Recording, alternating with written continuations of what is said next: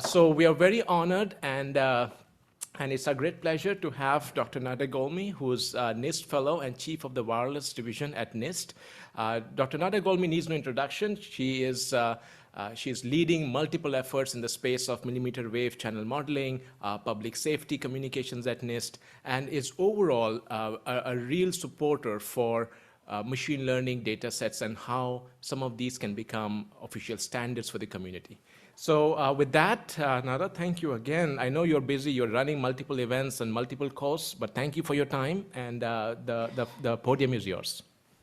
Thank you, Kaushik. Can you all see the slides in presentation mode? Yes. Excellent. So hello, everyone. Good morning. And thank you, Kaushik, for the introduction, and delighted to be part of the opening act of this workshop. Thank you. I thank the organizers for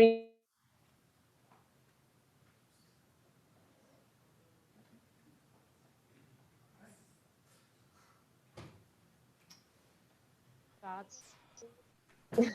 Okay, to share a few thoughts with you all, and hopefully that will set the stage for the conversation that you'll be having in the next 2 days. So again, I am from the National Institute of Standards and Technology, NIST. So the new goal for wireless communications, perhaps after spectrum, is data. And perhaps we can use data to do a better job with spectrum, as John Chapin mentioned this earlier. So while the telecommunication industry has been using data for a decade or more now, because they do have it, we still struggle in the R&D community to access data sets, wireless data sets, that is. A few years back, we thought that the biggest impediment to wireless R&D was the lack of testbed and access to operational networks in order to do experiments with optimization, algorithm development, functionality, technology development, etc. So a few national testbeds later, thanks to the NSF and the Power-led initiative, and I do appreciate what the team at Northeastern and US Ignite and the Power leadership has done on this front. We might have maybe provided experimental infrastructures. However, we still not have solved the data set issue. So just to set the context, by the way, is the slide progressing, moving forward? Nada, I'm sorry. I think your camera seems frozen, and we are not seeing the slides. Any way we could? You're not seeing the slides moving? No, unfortunately. I'm just wondering if you could. Okay, Yeah, let's see. I'll do maybe it. you could I'll stop try the one more video. time. Yeah. Okay, so say Command Tab. Is it possible to stop the video and perhaps restart the camera? Okay, I'm stopping the video. Yeah, it's completely frozen. Can you see the screen now? Yes, please. Yes, Okay. we can see. We can see the screen. Okay. So just to set the context, what we're talking about here is increased wireless complexity, wireless communications complexity. So with this increased complexity, we want to use communication data, whether it's from propagation, signal processing, communication protocol, application performance. We would like to process it, apply machine learning in order to gain insights, in order to configure, optimize, troubleshoot, etc. This allows us to do better automation, better control, and eventually achieve intelligence. Can you see the screen moving now? Yes. Okay, thank you. So as we said, with data and the application of AI and ML, we can better control networks and achieve intelligence. That is data and AI and ML for better communications. Please keep in mind that better communications allow the use of AI for many applications. So okay, so NextG supporting AI natively and the use of AI for many use cases such as factory automation, smart manufacturing, self-driving vehicles, IoT, etc. So with better connectivity, adaptability, higher capacity, and efficient spectrum, the application of AI becomes possible for many applications and use cases. So we said that it is standard practice of using data sets in the telecom industry. So this is perhaps a bit dated now, but based on a 2019 survey of service providers, they reported that here's the different areas that they're using data sets for, and they have the data. So from network from improving reliability to evolving the network, the different versions and the different upgrading, enhancing the network, to improving the performance, to improving customer service and customer experience. So this is sort of standard practice in the telecom industry.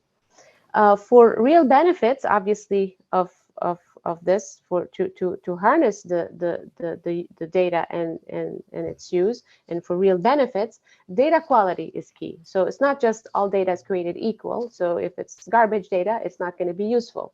It is important that the data,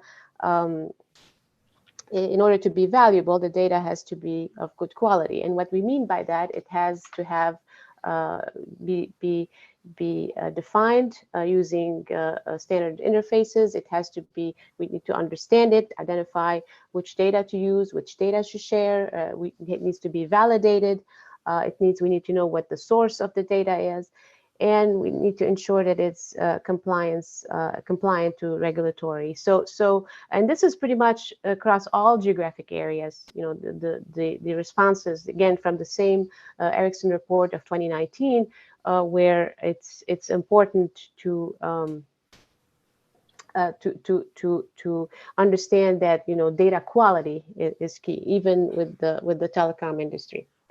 So because we're looking at different optimization problems, it's obvious that we need more than one data set, right? So when oftentimes people talk about, RF data set, we're thinking, I just, can go get some measurements done and I have an RF data set. But we're talking about so many different types of data because we are trying to solve different problems.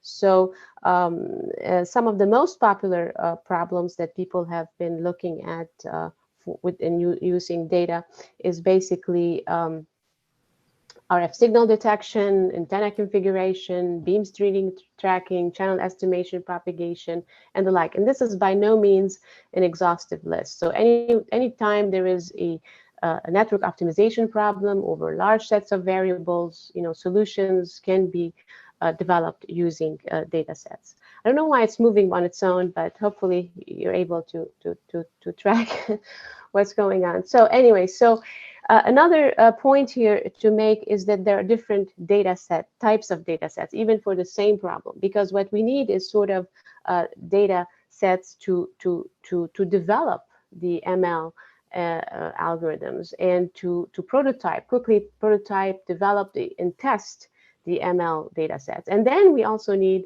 more specific, scenario-specific data sets in order to test, in order to evaluate how the ML is working and deploy it in the field. So it's not even for the same type of problem, or, we're not still talking about one set. We're talking about perhaps different sets of data, one that is more of a reference, to benchmark, for people to develop, prototype, test, evaluate, and another one that is more scenario specific to deploy and be more on real-time application. So that's another, I guess, dimension for the use of data sets. Now, we in the communication area are been talking about it for some time, as Alex, Murat, and John and Kaushik said earlier. And but in other domains, they are pretty much more established, reference data sets in other domains. I'm familiar with this for hand writing recognition based on, for example, the MNIST, which stands for the Modified NIST Database. It's a large database of handwritten digits that's commonly used for training various image processing systems. So the data is used widely for training and testing in the field of machine learning for handwritten machine learning application. So the reason it is so popular, this MNIST, is because its size. It contains a lot of different samples. It allows deep learning researchers to quickly check and prototype the algorithms. So this has been on operation for more than a decade now. So it's something similar, in terms of reference data set. The rest of this, these remarks, I'm going to spend giving you examples of RF data sets that we currently support at NIST, namely radar waveforms and channel propagation. For each, I'll discuss the why, the what, the how, and the who, so to provide more context and inform the discussion that hopefully you'll have in the next day or two. And as you will see, you have to determine the purpose. What is this for? Target application. Then how to do it may be different depending on the purpose and depending on who's going to use it. And so the dissemination is not going to be the same necessarily for every single data set. So this is again not meant to be sort of we haven't solved this problem. We have started to tackle it. We have some ideas. We have some examples, and as we'll say over and over again, we want to work together because as Kaushik said, this is not a single organization can do this alone. So. Let me start with the first example, and that is a radar waveforms and RF data sets on radar waveforms. So while everybody understands, that AI is great, is a good approach for detecting incumbent radar signal, for example, in the CBRS band in this case, there is no robust RF data sets are available. The data set that we procure here at NIST is based on synthetic data that was modeled after we took real measurements, but we could not make available the measurements because of the sensitivity of the information at the measurements.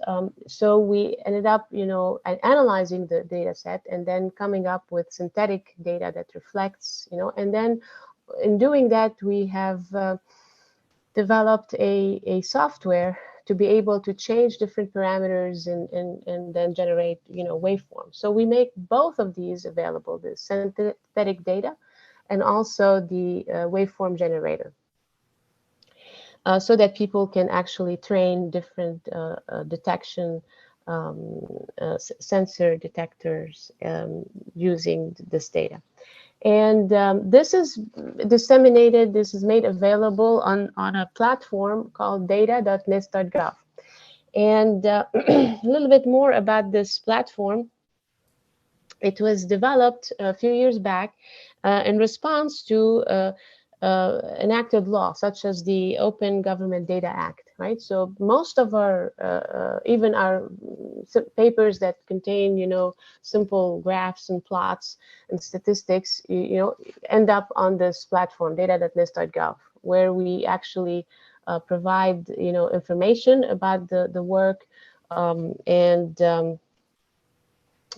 if in case we have heavy measurement data or data sets, we can also place them there. So this portal is a sort of a way to make data science available to the public, and it contains not only communication information, but anything else that for example NIST is working on. So it's a very big effort, and all of this, the software is hosted on the US NIST.gov and in organization, and then we have a GitHub repository for like software heavy information. So this includes, again, very simple statistics, like simple plots and graphs to sort of IQ samples. So the metadata here available is lists publication, related publications, models available, etc.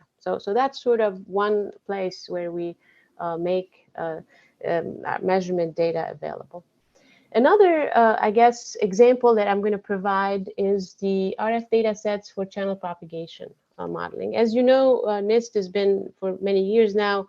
We have channel sounding capabilities. We have developed these instruments over several years. So we have different enhancements and different, over the years developed different capabilities. And so an important aspect of the channel sounding is to make measurements and modeling, and develop models from data sets, because there could be many models developed from the same measurement. There was a need to make this to make the measurement available and disseminated. And also, not only do we just build a model, we can also use the measurements to tune, like physics-based models, like ray tracing tools. We've worked with a number of companies, vendors, tool vendors in the community to help them tune their data. So adding the small fading effects to some of these to the ray tracing models they have, and improve the accuracy. So that's another uh, data set that we kind of curate and procure. So last year or a couple of years ago, we went into augmenting the RF sounding instruments with camera and LiDAR instruments, and made all of these kind of synchronized, in terms of what they're seeing. So we're generating an RF heat map, an image heat map, and and uh, and then in order to a couple things. One is to speed up the processing, because after we collect the measurements, we have to process them. So having LiDAR information and image information allow us to more easily extract and more easily and automate the extraction of the multipath components. So by doing this, we're able to make things much faster for the modeling, but we're also able to do sensing, able to target, more sensing information, object recognition, etc. But that's, again, what you see, there are different types of data sets. You start with the RF data set, and then you augment that with images about the environment, image and environment aware information data set that augments, the RF. So that's kind of another something that we've added to the data sets that we curate. So as I already mentioned, this is sort of the AI-based, channel modeling, which is basically having the LiDAR information and having the camera information about the environment allows us to more easily extract this. So we're able then to overlay all this information in order to better recognize and detect the multipath. So with all this data, the channel propagation data, we had placed it, we place it also on data.nist.gov, because that's sort of what's a requirement for any paper we publish. We have to make the data set available. But also we several years back, we stood up this NextG Channel Model Alliance, and we host a repository, data repository for channel propagation. So this allows us, to upload, download files. It allows us to, organize the information. Allows us to have a searchable way to look for data sets. Allows us to host other people's data sets. And on data.nist.gov is only for NIST, disseminating data one way to the public. In this case, we're able to host other collaborator data sets and work together on different problems. Few things, to note here in terms of, how we want to share is basically we have a data sharing agreement, right? So, the data is shared as is. We're not guaranteeing, its use in case, we're not going to be, the authors are not going to be liable to this, especially if people contributed data to us. They don't want to be liable to the use of the data. We have recommendations for attributions. So if you use the data, please mention where it came from, because that's kind of a good thing to do. And we also also had to develop, metadata and data formats, because, in this case, we're only looking at propagation, right? So we're looking at MPCs. We wanted to say, but in order to be, useful, we have to define, what is the instrument that was the data was collected with. So we have, a parameter list for the sounder. We have also what is the environment where it was collected. We are interested also sometimes in pictures, images to tell us more about the environment. We also have a scenario parameter list. So this is important because otherwise the data is not useful. If we're just putting some measurements, we don't know what it relates to, how it was obtained, what is it, so it's kind of not very useful. So these things are important to sort of agree upon and have some sort of a common way to describe the data. Another important thing is sharing. So we wanted this as a collaborative platform for people to place data. Sometimes there are few folks, 3, 4, 5 organizations who want to come together and work on a data set in terms of applying or developing algorithms or models. And so we have this capability of making the data set available to only a few people before we release it to everyone, or sometimes not. We also check the data. If it's contributed to us on the repository, we want to make sure that it is kind of legit, quote unquote. So obviously we don't spend time, reproducing the experiment, because we don't have the resources to do that, but we go through all the files and all the different, we ask questions, sometimes clarifications, to make sure that the data that is provided to us is quote unquote verified. So that's sort of on the dissemination of the channel propagation measurement. So this is a current example of what people are working on with RF datasets for the AI-based channel modeling. So we did supply with folks with measurements, RF measurements, with LiDAR information and camera images of the environment. And now they are working together to sort of use this information to train in one, let's say, set of one environment, and then to be able to characterize a different environment. That's sort of the holy grail of this, is to be able to collect a measurement in one place, and then kind of be able to say something about a different environment if you're given a LiDAR or camera images, because RF based measurements are a lot more expensive than LiDAR and camera information. So that's currently happening. Another, a form where another example that I'm aware of is sort of this ITU challenge. ITU has been running an AI, ML, and 5G challenge for a couple of years now. We had participated in those. Last year, we provided them with our measurement, RF measurements, and then the problem, so basically every data set, whether it's from simulation or measurement, in our case, it was based on measurement, it has a problem statement, and then people run develop different algorithms or run different algorithms to see what they can come up with. So that's sort of the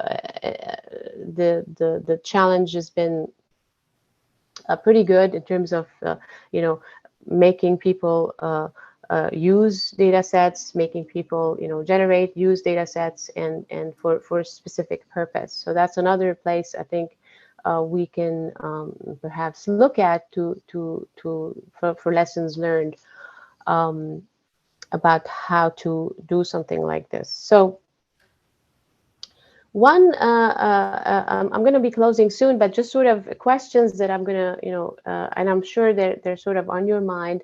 It's important to think about is what is the problem or the target application. I think it's going to be important to it's going to be hard, to have one place, one where we're solving all these different problems. I think it's important to focus on the target application problem, or at least say for this problem here's what we need to do, for this problem here's what, because it can get out of hand and quite complex very quickly.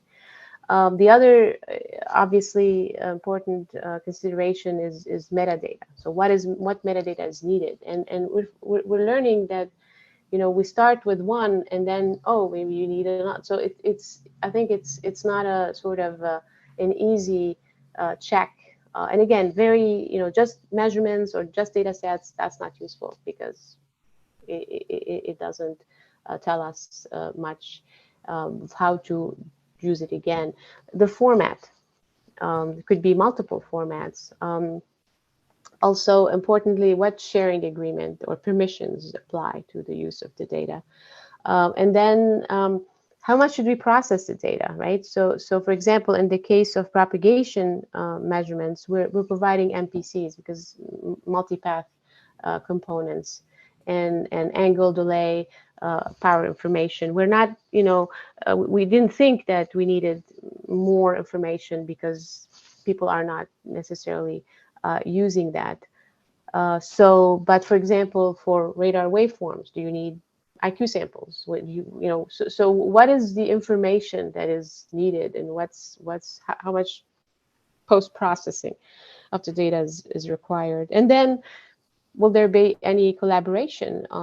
So is it something that you just put it once and that's it? You forget about it, or is it something like work in progress where people have to come together to use it, to improve it, and etc. So those are some of the things that we had to think about and deal with in the few cases where we made measurement data available. So these are, again, ongoing efforts that I spoke about, few examples, the two platforms that we're using to disseminate data on data.NIST.GOV and the Channel Model Alliance repository.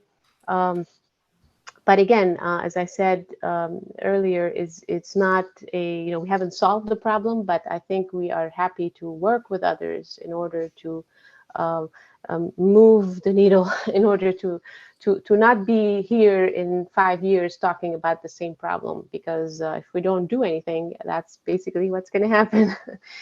And that's it. So thank you again, and I can maybe take questions if people have any. Firstly, thank you, Nada. Thank you very much. Nada, quick question. Is there some way we could maybe stop and restart your camera again? It just got hung. We didn't want to interrupt you in the middle, but just to sort of wrap up the question answers, just wondering if you could, yeah. Does that work? Well, perhaps. Well, we're seeing a blank screen, but hopefully it'll come. We could see your slides very well, though. So okay, good. Well, at least the slides were there. I yes. see the camera on, but okay, all right. So why don't we get started with the questions, and so you'll have to trust that this is truly Nanda on the other side, right? Yeah. Only she has this expertise to answer these questions. Yes, please, if you can, that we can hear you better.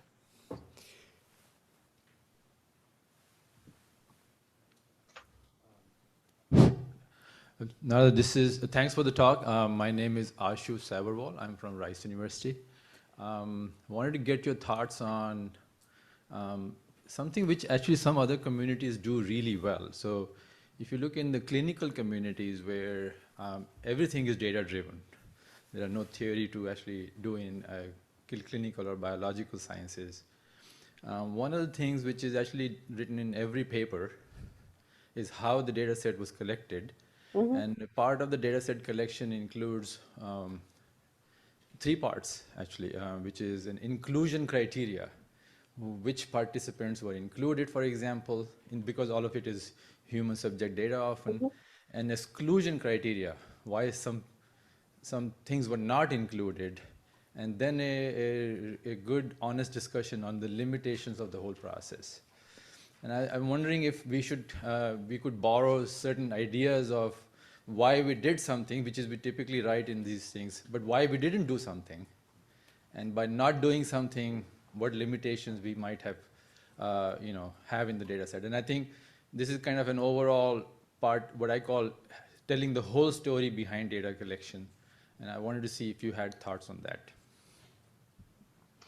Definitely, that sounds interesting. I think when we do, for example, process the data, right? So we hopefully have a good discussion of what are there could be some outliers or some things that don't fit, the model that we develop or the conclusions that we develop. So we analyze them and we discuss them. So similarly, I think we need to have a good discussion as to but I guess when you do provide the measurements, it's important to say, how you obtain the measurements. What was the process? What was the instrument? What were the parameters?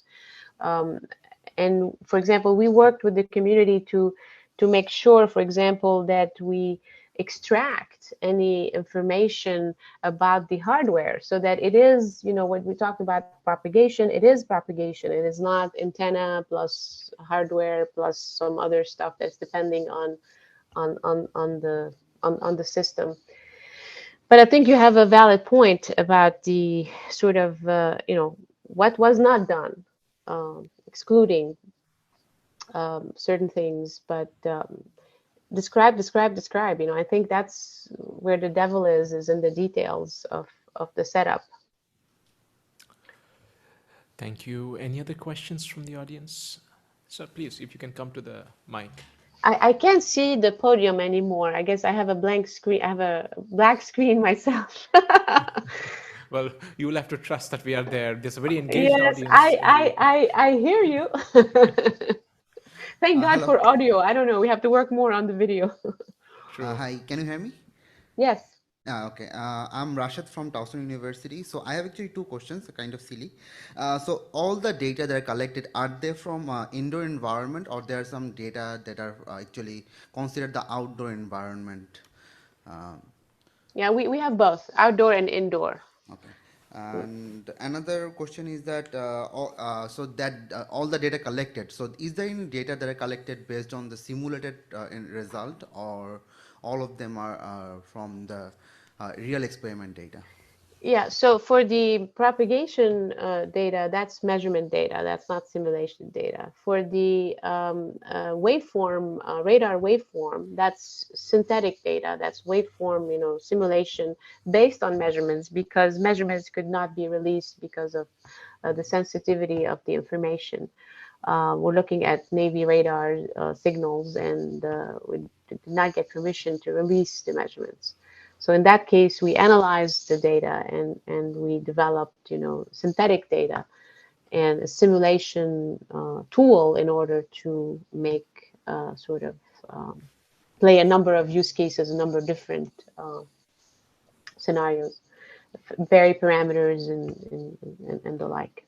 So, Uh, so data can come, again, very good point, it could be from simulation or it could be from measurements. So about the simulation, the data collected from the simulator. So do you have any reliability metrics? Like, for example, I'm actually creating my own simulator to collect the data. So what are the metrics that you actually define that, okay, this simulator is reliable based on these parameters? I guess there's something like called ground truth, right? So we have to compare the simulated data to the ground truth. In our case, for the radar waveform, we did have measurements, so we can compare the synthetic data against the ground truth, which was the measured data, right? And see how it compares and get statistics about that. In case there is no ground truth, then that's becomes a little bit more difficult. I think like you validate any simulation, right? Any simulation results, right? You have to go back and look at maybe piece by piece. There could be some measurements that could be obtained in some isolated cases. It could be theoretical analysis that could be obtained, mathematical analysis to validate that the simulation is okay. I mean, how do we validate simulation? Period, right? So forget about simulated data. It's just sort of um, Great points, Nada. Curtis, please. Hi, Curtis Watson, MITRE Corporation. This one might be provocative, as Kaushik likes to say, especially in the context here. Is it even possible that we generate data sets that will be useful and you know, a little bit philosophical, but you know, you run a script in your lab, you generate a waveform, transmit it, collect it, you do it again the next day, it's going to be different. That's not a shocking statement, but the point is that nature provides an infinite data set. And so when we're doing finite size data sets, like how do we ensure that that collection is good to achieve the problems that we're trying to solve? yeah, that's a very good point. However, you know, there is something called repeatable, controllable experiments, right? It is not completely random. So we do run experiments, could be in labs where we can repeat the same experiment and get the same results. So that is possible. It's true that, you know, you take the instruments, you know, outdoors, things are moving, there could be, you know, but we always can go back to something that is more controlled and repeatable and check there. And then when there are variations, we could, you know, explain them to what happened. A car went by, a tree was there. Um, so yes and no. There are cases. I mean, you always start with the controlled experiment inside the lab. You check the system. You validate it against what you know to be true, what theory, and then you are able to repeat the experiment. And I think also the number of data points collected has to be, you know, I mean, if it's you collect 5 data points and you see a difference, you know, of course. But if you have a much bigger sample, you can get better confidence. Thank you. Thank you. We have one last question, please. Go ahead. Hi, Nada. It's Maria Geleva from University of Albany. Thanks for your talk. So you mentioned that in some cases you make the decision to manipulate the data for privacy preserving purposes. So I was just wondering, you know, what's your criteria to make this decision? You know, releasing the raw data versus doing manipulations for privacy preservation, and then when you do this, how do you verify that you've actually achieved the goal to preserve the privacy before releasing, while still, you know, enabling the research or the same goal ultimately to be supported by the data? Right. So in terms of, you know, data privacy, so we didn't run so much into that issue of data privacy because we weren't collecting, you know, Wi-Fi data, or, you know, sort of where there was, you know, we could clearly get information about users, right? In our case, we were looking at, you know, propagation data, and so the privacy didn't really get much in there. When we talked about, you know, the waveform, the radar waveform, there, you know, we could not release data because that could provide, you know, more information about the radar signals that were used by the Defense Department, and they didn't want us to release it. So then we had to, you know, analyze the measurements, come up with statistics, and people were okay with us, you know, sharing the analysis of the measurements. In which case, we then went back and created a generator for synthetic data for people then to check, to be able to be useful. So it varies. I guess it depends on what kind of data you're collecting and how much is needed for scrubbing the data so that it's released and it's made available. I mean, for propagation data, there isn't a lot of, you know, quote unquote privacy in there. For more, you know, operational data, user data, then yes, there will be, and that depends on what's useful, what do you need how much processing would depend on what do you need to release and how useful that's going to be. I don't know. There's not a clear answer, obviously. Thank you. Thank you, Nada. We must thank you for your time and for all these valuable inputs and for setting the stage for what I think is going to be an exciting discussion that is to follow. So thank you very much, Nada. Thank you, Kaushik, and good luck. Thank you. I look forward to the report. Absolutely. I'm on the hook.